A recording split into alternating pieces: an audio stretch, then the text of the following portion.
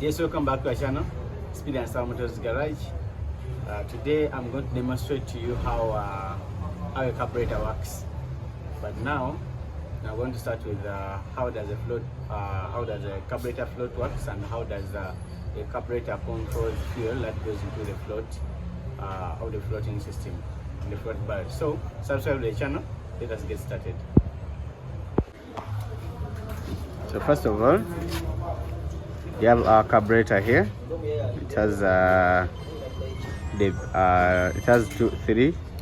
three lines for fuel, and this one for the inlet. This one is the inlet, and this is the outlet for the main jet. This is the biggest jet. It is responsible for the one person fuel responsible for running the bike.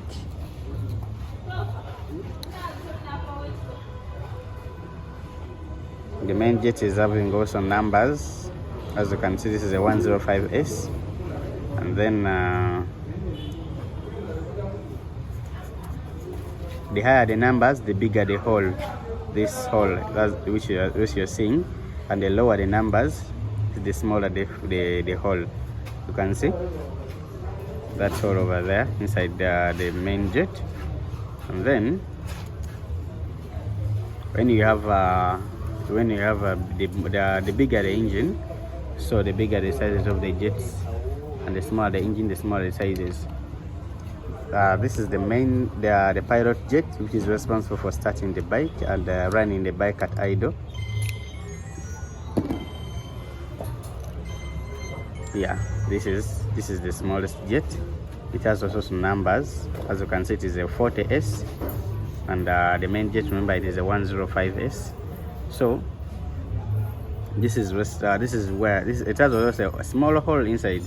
Also, the higher the numbers, the bigger the hole, and the smaller the numbers, the smaller the hole where the fuel passes to the idle circuit. So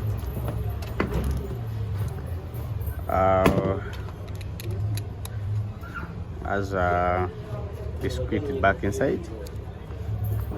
And the second one, we also tighten the main jet. And this third one, it has a hole. As you can see, it has also a hole inside. It is where the choke, the auto choke or the manual choke, fuel passes to the engine for starting for helping in the hook and cold start. It provides extra fuel to the engine as it starts. So it combines when they're having cold start. You combine this passage here, the choke passage, and the pilot passage, so that you get enough fuel for starting the bike. Once the engine is warm, this passage is cut off, whether with the auto choke and whether with the manual or the auto choke, and this one stays on running the bike. If the bike is having or not starting, or it's hard to start and rough idle, you have to come and check for the fuel, for the blockage of this pilot jet. So the third thing I'll talk about today is we have this is the floating valve. As you can see, it is the one controlling fuel that goes to the carburetor. We have the fuel barrel here.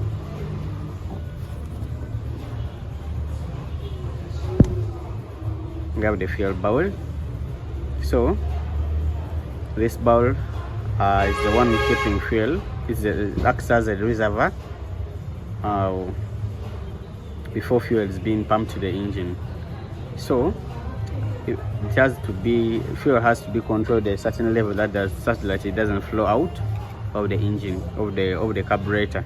So this is a float, has to be the level of the fuel here should be controlled, and it is only controlled by this floater, and this floater controls this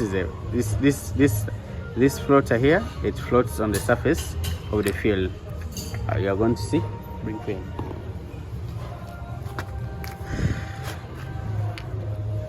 This is the one responsible for controlling this valve, the float pin, so that when the fuel goes up, it freezes and closes the fuel, the float pin.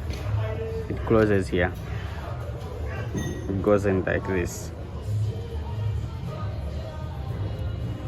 As it closes, the fuel stops to come to the carburetor.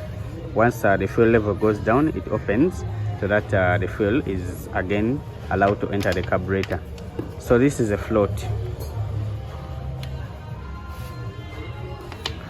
You're going to see as I pour fuel in the barrel, you're going to see as it raises up. The floats, as you can see. Now you can see the float is floating on the fuel. So as the fuel goes up, it raises up in order to close the float pin, so that the fuel doesn't overflow from the carburetor. So now let me show you how the float works. As you subscribe to the channel, let us go ahead. So now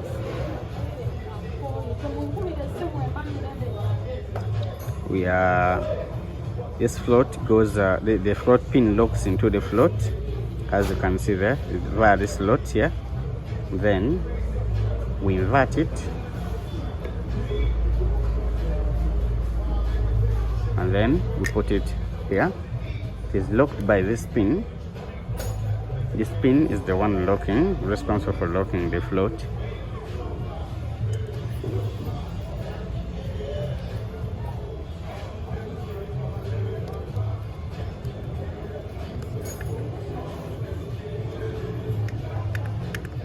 As you can see, it should be free and moving. As you can see it here.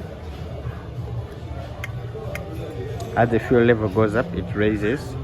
As the fuel goes down, it lowers. As it lowers, the fuel can flow through the float pin to the carburetor barrel. So some of them, like this plastic, has a presetting that presetting that the fuel level is set by the manufacturer. Some of them are metallic that you can adjust the float level, the fuel level in the float barrel. So we are going to demonstrate to you on a bike as it works. So now this is the fuel pipe. This is a fuel hose. This is a fuel hose. It's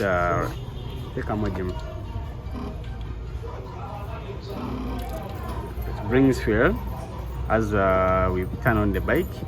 So this is the where the fuel passes to the carburetor.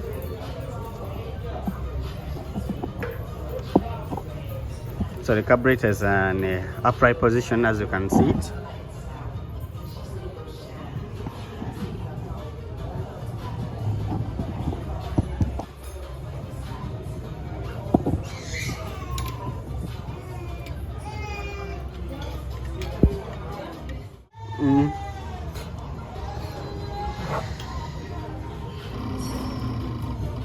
So as you can see, once this float is pushed up with the fuel, though now I'm using my hand to raise it, it closes the float valve so that the fuel closes.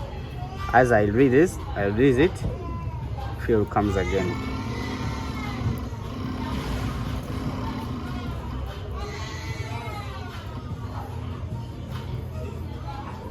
So in order to if the bike is floating, so this float, the float should be free and moving properly. As you can see it there. If you have any problem or getting stuck somewhere, it is going to cause the bike to float, and then the bike has a overflow, so that it may lead to much fuel to go into the engine, and the bike won't be able to move again. Because when you have much fuel, then you have much air, the fuel cannot combust. So subscribe to the channel. This is the part 1. We're going to make other parts, how the carburetor works, and then I sign out.